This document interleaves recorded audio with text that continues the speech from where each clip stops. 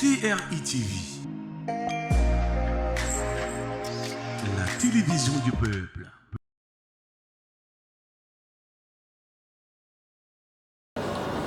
Mesdames et messieurs, bonsoir et bienvenue sur la télévision du peuple CRI TV. Nous sommes le vendredi 19 novembre 2021, un vendredi pas comme les autres dans la capitale économique Douala, où nous émettons actuellement sur notre page Facebook. On déroule le tapis rouge à Arsène Djomo. Il est champion de France en bodybuilding 6e au ranking mondial dans la catégorie des poids lourds. Il est arrivé au Cameroun depuis hier via l'aéroport international de Douala, accueilli par une foule immense. Ses fans sur le plan sportif, son coach Maître Bassa, son entraîneur, son formateur Maître Bassa Claude, qui également était de la partie, une importante délégation constituée des conducteurs de motos Tarsimène dans la capitale économique Douala. Il a passé sa toute première nuit dans la ville de Douala malgré la forte chaleur, et ce jour il a fait l'honneur d'être sur le plateau de CRI TV pour le cadre de cet entretien exclusif. Et pour moi donc cet entretien, c'est un duel 1 contre 2. Je serai avec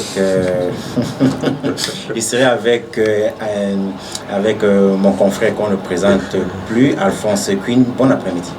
Bon après-midi Emmanuel, et bonjour à tous nos téléspectateurs qui nous suivent cet instant sur les antennes de la CRI TV. C'est un entretien exclusif, comme s'il a bien dit mon confrère, aussi pour recevoir le champion de France au bodybuilding de plus de 100 kg.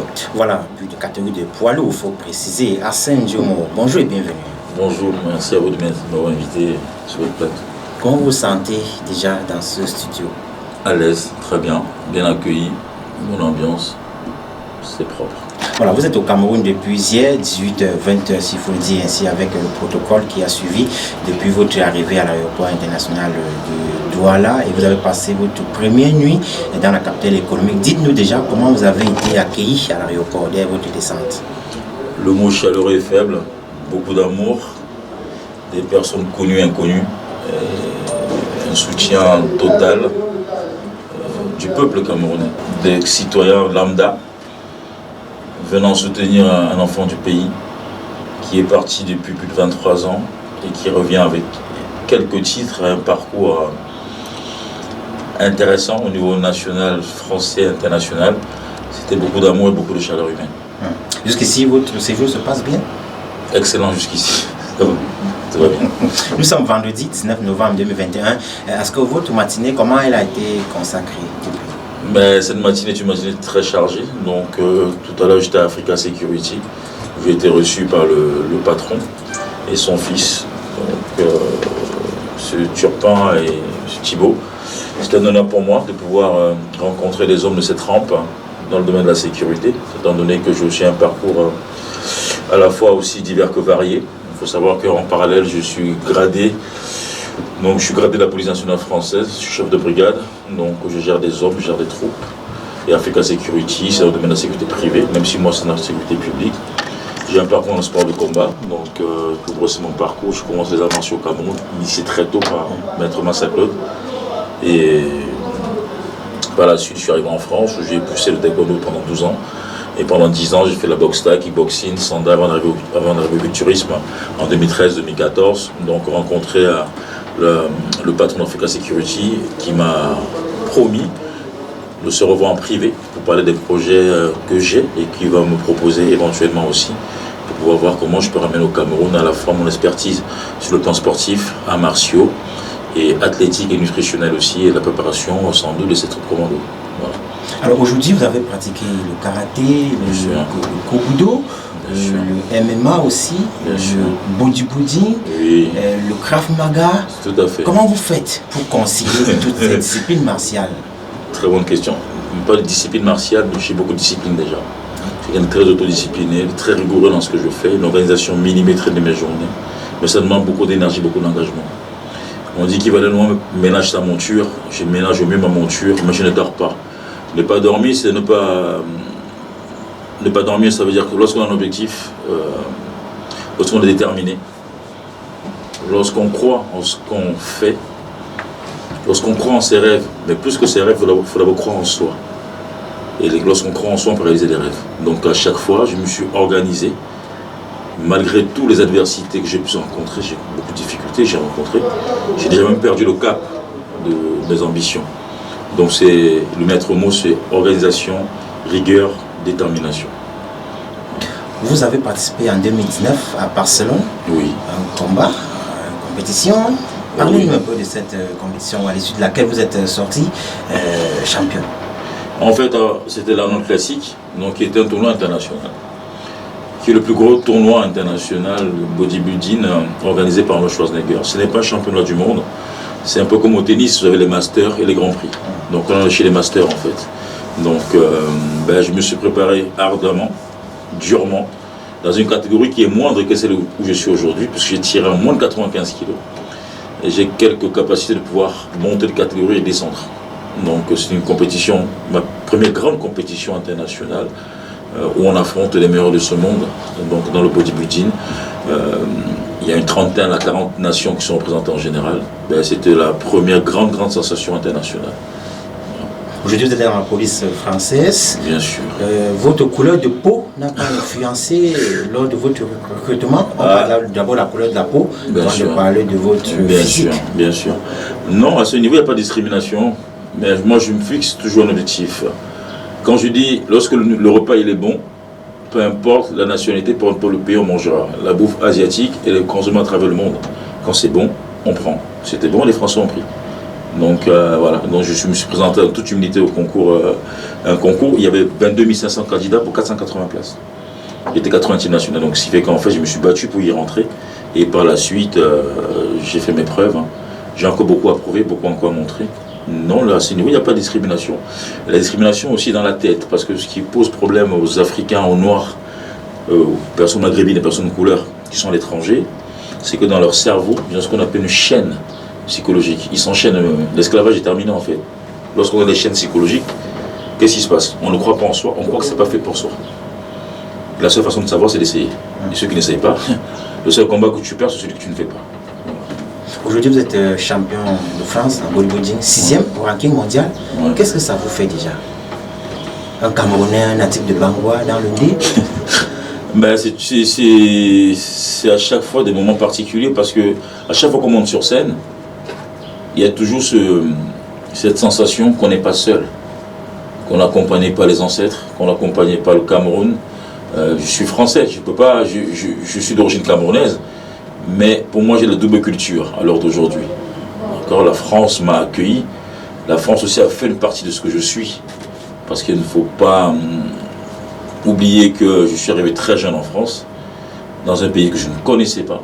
J'ai dû m'adapter et la France m'a accueilli, m'a donné des opportunités de pouvoir faire des études supérieures. Parce qu'en parallèle, je n'ai pas fait que du sport pendant 23-24 ans. J'ai quelques diplômes accrochés à mon parcours, dont l'équivalent de art du spectacle, image, écriture de scénario. C'est pour ça que vous avez un confrère qui s'appelle Ngassa, c'est ça? Un jeune confrère, très talentueux.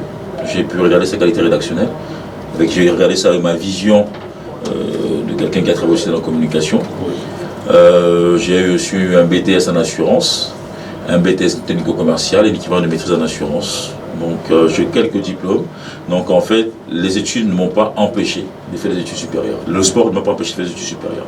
Donc j'ai pu effectivement mener de concert les deux univers. Alors au regard de votre CV que vous venez de parler sur le plan académique, vous aurez dû être un cadre supérieur dans l'entreprise. Vous avez préféré, comme on dit au quartier, le couloir, des tatamis et des rings. Non, mais pourquoi cette particularité? C'est très intéressant ce que vous dites, mais dans les assurances, il y a cadre. J'ai été le plus jeune cadre de Soli Hazard, qui est un courtier grossiste en France. Et ensuite, à 25 ans, j'ai décidé de rentrer dans la police. Voilà. Ouais. On va peut-être un peu plus vous connaître davantage. Regardez tous ce portrait qui a été peint par les services donc, de CRI TV. Mon physique est un avantage dans mon métier, car je rappelle que je fais partie des forces de l'ordre. En 1997, arrivé en France, un homme, un expert en sport de combat. Tour à tour, il pratiqua le Kobudo, close combat, Krav Maga, en passant par le Karaté Shotokan. D'abord champion de France, il est devenu invincible au bodybuilding. Mais sa carrure aussi imposante qu'effrayante qu'il traîne derrière lui un palmarès à nul autre pareil. Arsène Djomo. Arsène Djomo, né le 20 juin 1984 à Douala, est un digne fils du Dé dans la localité de Bangwa. Issu d'une famille modeste, dont le père fut sous-officier dans la police camerounaise et la mère présidente des femmes Bangwa de Bipanda, l'originaire de la région de l'Ouest et père de 2 enfants dépose ses valises ce 18 novembre 2021 dès 18h à l'aéroport international de Douala. Champion de France, il a occupé le 6e rang européen en 2019 lors d'une compétition en Espagne dans la ville de Barcelone. Depuis le 18 octobre de la même année, il est classé 6e européen dans les catégories poids lourds, plus de 100 kg. En bodybuilding, j'ai fait 3e monde Paris Musclemania en 2013, champion de France Nord en 2015, top 5 du championnat de France en 2016. Voici presque 20 ans que je pratique du sport de façon intensive. Le Camerounais âgé de 37 ans a pour projet d'ouvrir une salle de bodybuilding au Cameroun, suivi d'un espace commercial pour la vente des équipements des arts martiaux et sports de combat. Possédant le cursus de la Fédération internationale de body pour être le facilitateur auprès de la Fédération camerounaise de cette discipline, le séjour de l'expert en bodybuilding sera ponctué par des séances de travail en sécurité et garde rapprochée. Voilà, de retour sur le plateau de la télévision du peuple Arsène Djomo. On vous a vu sourire, vous vous retrouvez dans ce portrait? Oui, parfaitement. C'est un résumé, un condensé de mes ambitions, même s'il y en a d'autres que je ne souhaite pas dévoiler pour l'instant, parce que ça fera prétentieux. Donc, tout doucement, on travaille dessus. Je mets plus l'accent sur le fait que je suis aussi coach sportif préparateur physique, virgule international aussi. Donc, j'ai la faculté des diplômes pour enseigner à travers le monde, que j'ai obtenu via l'Union européenne. Voilà, on va peut-être mettre une petite pause pour ce parcours sportif. On va vous intéresser un peu s'intéresser sur le parcours extra-sportif. Très bien. On va vous laisser avec confiance, puis surtout avec beaucoup de réserve. Je suis fragile. Hein. Alors, bonjour Arsène. Bonjour. Vous parliez de projets, Oui. notamment hier à l'arrivée ici au Cameroun. Vous avez fait comprendre que vous êtes venu pour plusieurs raisons, notamment le lancement de votre produit de beauté, de marque de beauté, si je me trompe. Marque de protéines, complément alimentaire, supplément pour la nutrition sportive. D'accord. Ouais. Donc, si je comprends bien, en dehors du sport pratiqué quotidiennement, il y a une alimentation particulière qu'il faut suivre pour le développement de ces muscles. Mais voilà, donc déjà, c'est simple. Si on mange comme tout le monde, techniquement, on peut ressembler à tout le monde. Donc maintenant, pour sortir un corps physique, le commun des mortels n'imagine pas la difficulté de ce que c'est. Donc ça veut dire que c'est une rigueur alimentaire. Il faut savoir qu'une compétition de culturisme se prépare sur à peu près 9 mois. C'est 9 mois de préparation, 9 mois de régime, pendant lequel tout est pesé en termes d'alimentation, tout est choisi. On mange en qualité, en quantité. On dit d'ailleurs que c'est un sport de riches pour les pauvres. Pourquoi? C'est un sport qui coûte très cher sur le plan nutritionnel. Donc à la fois la nutrition de base, c'est-à-dire que le riz, les féculents, il faut accoler à ça des suppléments alimentaires pour la nutrition sportive, notamment les protéines, les différents types de protéines, des gainers, tout ce qui appelle macro-aliments, micro-aliments, vitamines. Donc c'est un sport qui coûte extrêmement cher au niveau de la nutrition. Donc c'est pourquoi en fait, pourquoi je lance ma ligne de barres de protéines et de protéines, c'est parce que pendant très longtemps j'ai été sponsorisé. Donc j'ai eu des sponsors qui m'ont permis d'arriver à ce niveau, parce que financièrement tout seul on ne peut pas y arriver, parce que c'est un sport qui coûte très cher, surtout quand on va taper dans le niveau international. Voilà, quand on doit affronter les Américains, les Russes et les Polonais, voilà, il faut être prêt. J'ai des sponsors qui m'ont aidé, qui m'ont financé mon parcours jusqu'à l'heure d'aujourd'hui. Et depuis quasiment 2 ans, je suis mon propre sponsor. En ce sens où en fait, je développe ma propre ligne de barres de protéines et de nutriments pour la nutrition sportive, pour pouvoir aider aussi les athlètes autres que moi, et d'avoir mes propres athlètes, être mon propre sponsor, le sponsor d'autres athlètes. Donc ça c'est le côté extra sportif, mais qui est toujours lié aussi au bodybuilding. D'accord. Alors, on reste toujours dans votre corpulence. Vous avez une corpulence assez particulière. Est-ce que lorsque vous marchez en route, il n'y a pas un regard particulier sur vous? Il y a deux ou trois types de regards sur moi en général. Ça dépend dans quel pays je me trouve. Si je suis au Cameroun, si je suis aux États-Unis, ou si je suis en France, ou si je suis dans un pays de l'Est. Donc, il y a la vision de celui qui va te regarder comme... c'est bizarre, pourquoi il est comme ça? D'autres qui vont se dire, mais c'est vraiment impressionnant. D'autres qui vont t'admirer. Ceux qui vont te jalouser, parce qu'ils vont refléter sur toi l'impuissance, l'incapacité à pouvoir travailler à ce niveau. Il y a des envieux, malheureusement, et il y a des aigris. Mais on ne laisse personne indifférent.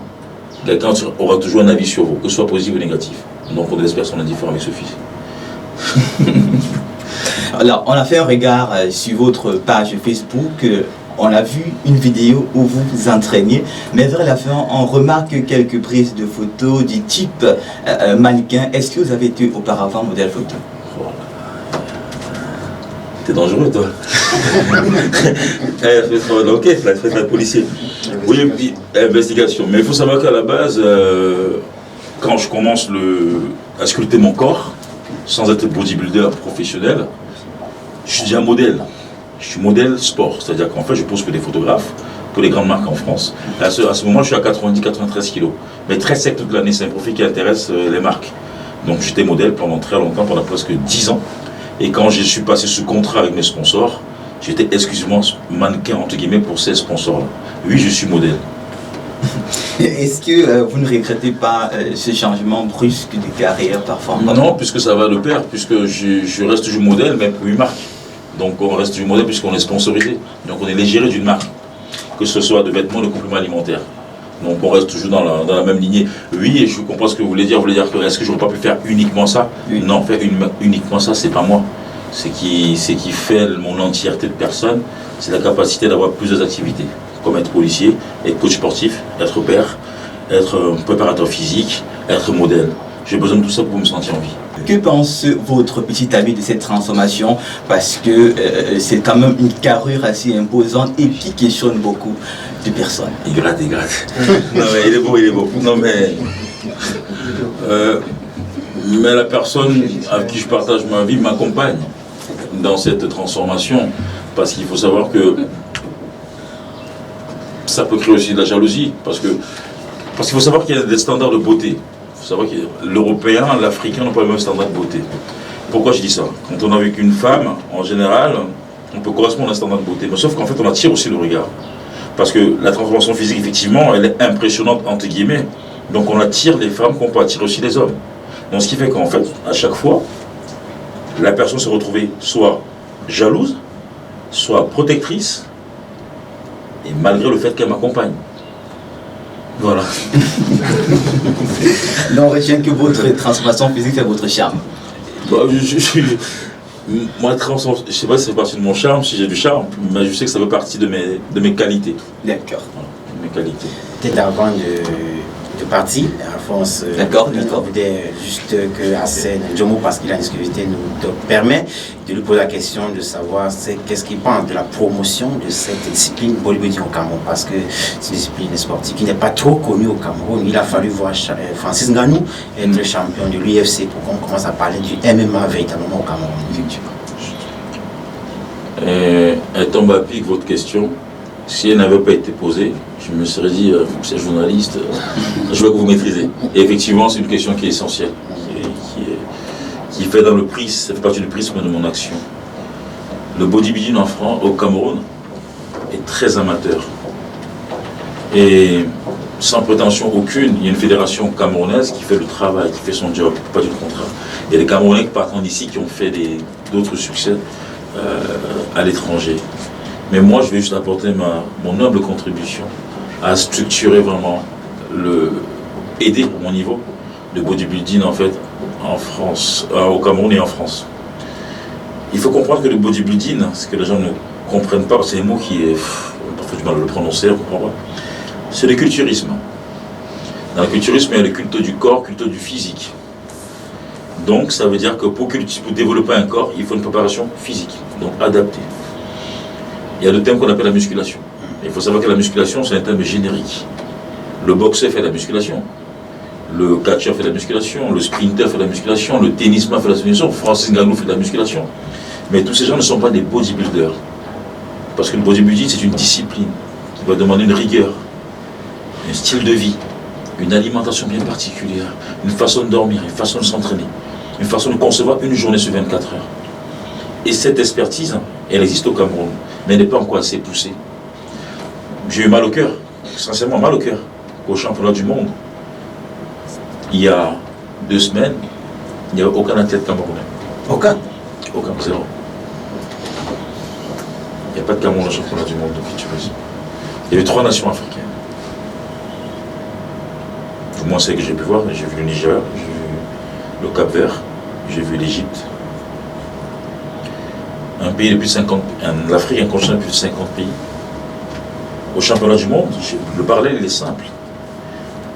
À la Coupe du monde de football, qui est le plus grand événement après les Jeux Olympiques, sur le plan sportif, c'est 32 pays. Les championnats du monde, c'est plus de 100 nations, plus de 100 pays. Il n'y a pas de comparaison possible. Mais il n'y a pas le Cameroun. Je n'ai pas vu le Zimbabwe, je n'ai pas vu la Zambie. Pourquoi?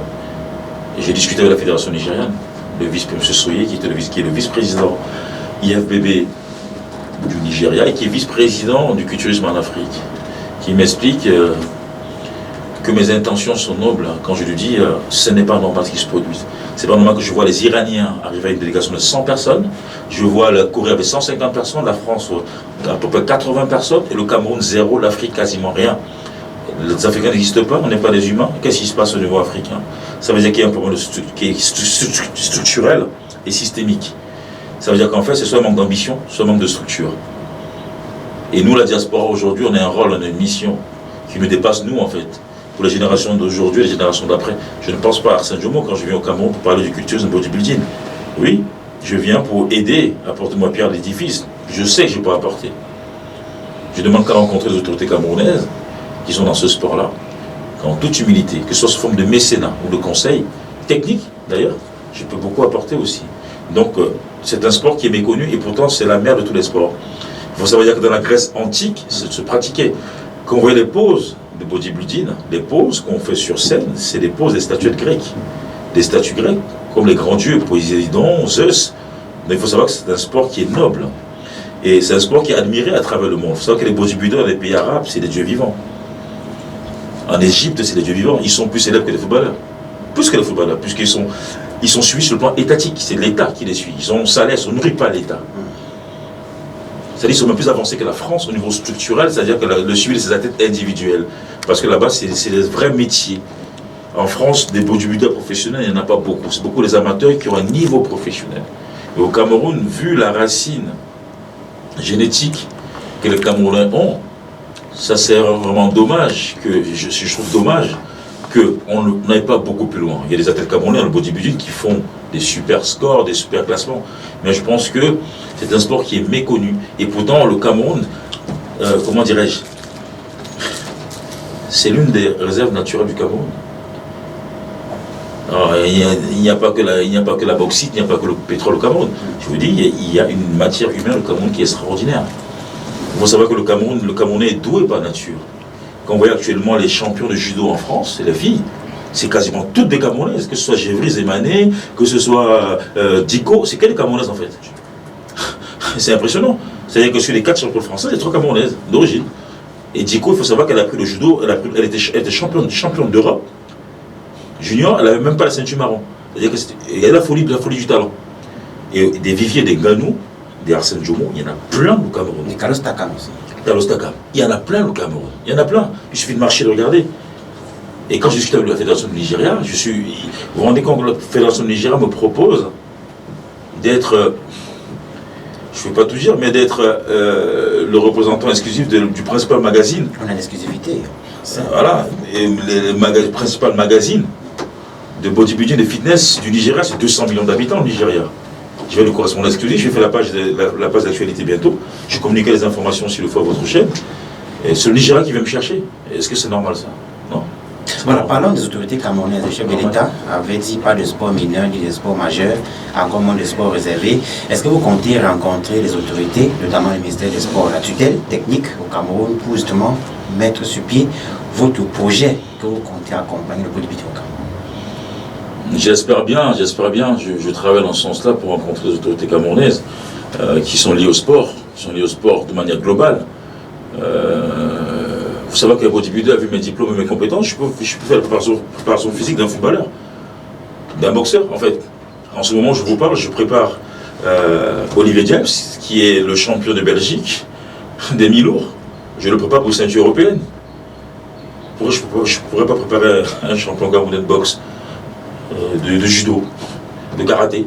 Justement, je suis en train de rencontrer Maître Pondo, qui est pour moi une légende, pour voir ce qu'on peut faire aussi au niveau du karaté.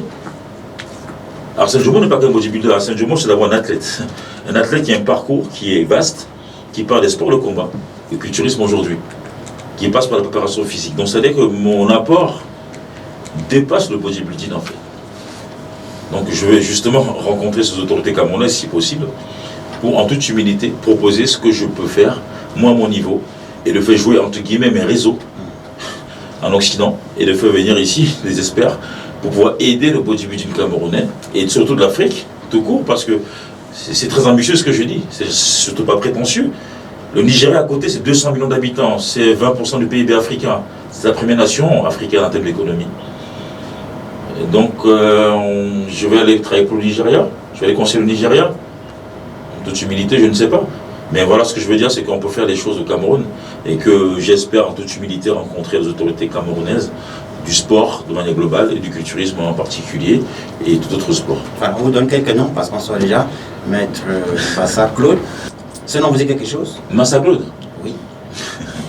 Très bonne question. Massa Claude, il faut savoir qu'il n'y a pas de... Il ne faut pas le dire comme ça. Il n'y a pas d'Arsène Jomo aujourd'hui sans Massa Claude. Pourquoi? C'est mon sensei pour la vie, sans mon maître. C'est lui qui a déclenché la flamme. Quand j'étais petit au Cameroun, qui m'a initié aux arts martiaux. Qui m'a initié à la dureté, au combat proche. Il faut savoir que le gamin qui avait 12-13 ans affrontait des hommes qui avaient 22 ans, 20 ans.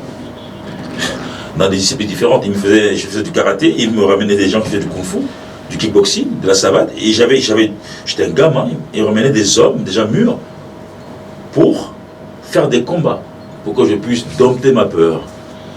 Il a réveillé en fait la braise qui a déclenché la flamme et l'incendie qui est aujourd'hui. Donc pour moi, c'est mon sensei pour la vie. Voilà. Vous êtes toujours en communication? Toujours, étroite communication. Donc il fait partie, c'est l'une des pièces angulaires de mes objectifs et de mes projets sur le Cameroun. Voilà, on va permettre au réalisateur de braquer la caméra sur vous. Il va faire le Krav Maga, qui est un arme de self-défense. On va se lever tout simplement. Nous allons tenter de vous saisir. C'est une démonstration. Lequel? Vous ou nous deux? Vous deux? Oui, on va vous saisir, c'est une démonstration. Vous soyez prêts, hein, votre obligé. On va se lever à la force. Non, je suis doux. Au revoir. Je suis doux. Ce qui va se passer, oui, vous allez contourner. D'accord. Oui. Donc lui, voilà, c'est ça. Oui, vous le saisissez. Je ne vais pas casser le mur. Hein. Non. C'est une démonstration à scène. D'accord. Saisis-le là-haut. Bon, saisis-moi où tu veux. Je veux le saisir. Saisis, je n'ai pas peur. Je n'ai pas peur. Donc tu me saisis. Je veux le prendre là. D'accord. Comment est-ce que vous vous en sortez face à cette situation? Non, je suis là. Nous sommes dans la rue. Dans la rue. Je vois qu'il y a un espace sur la gauche. Oui. La meilleure défense, la fuite. J'avais oublié ça. Il faut protéger sa vie d'abord. J'ai l'arme ici. Donc il y a une arme. Donc ça fait un élément supplémentaire. Oui. D'accord? Moi, le but, c'est quoi? C'est d'empêcher que cette arme me touche. D'accord? Donc, qu'est-ce que je vais faire? Je vais dégager et je vais tomber. Tout simplement. Et là, je fuis par contre. Puisque le danger est écarté. Ça sert à devenir l'affrontement. Voilà. Donc, maintenant, si tu rentres chez moi avec le couteau, voilà, hop, je tourne, je te mets ça sur le cou, voilà, tu rentres. Et c'est là que je travaille le corps pour te ramener au travail. Ok? Voilà. Il est solide quand même, hein? Il est solide quand même. Super, merci à vous. Voilà, chers téléspectateurs, merci donc pour votre attention. C'était en direct sur notre chaîne CRI TV. Nous sommes très contents de recevoir Arsène Jomo. Là, sur votre programme déjà, on peut en avoir une exclusivité? Oui, de toute façon. CRTV a toujours l'exclusivité parce que c'est ma chaîne préférée au Cameroun pour l'instant. J'espère que ça va durer. Fais le bon boulot aussi dans ce contrat, il a signé. Ok, d'accord. Très Les bien. exemplaires à sortir d'ici. Le programme est très chargé parce que là, ensuite, je vais aller à Canal Olympia pour visiter les lieux du fitness show qui aura lieu demain, où je suis invité spécial, qui est un événement autour du fitness. Il y aura des différents challenges, des challenges de pompe, d'abdominaux, de gainage. J'ai été invité depuis très longtemps, avant ma venue au Cameroun. Donc j'ai eu cet honneur en fait d'être invité pour cet événement, donc où il y aura un échange sous forme de colloque, de symposium avec les spécialistes du domaine qui tournent autour du sport, des kinés, des ostéopathes, des coachs sportifs. Et j'aurai l'honneur de faire un coaching global d'à peu près un quart d'heure, 20 minutes. Il va falloir qu'ils soient prêts, ceux qui vont participer, parce que ça va transpirer, vraiment. Voilà. Donc ensuite, après ça, il y aura des rencontres en privé avec le patron d'Africa Security.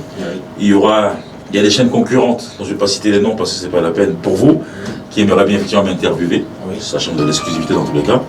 Et ensuite, on va aller à l'ouest du Cameroun pour des funérailles, donc un moment malheureux mais bien heureux, parce que j'ai l'honneur de ramener mes enfants qui ont la double culture, la triple culture, puisqu'ils sont antillais, français et camerounais, d'origine par moi, pour pouvoir voir de près la tradition bamileke, qui est touchée du doigt l'existence de ces cultures ancestrales, millénaires, et comprendre ce que je vais les léguer en héritage, ce que nos ancêtres nous ont légué.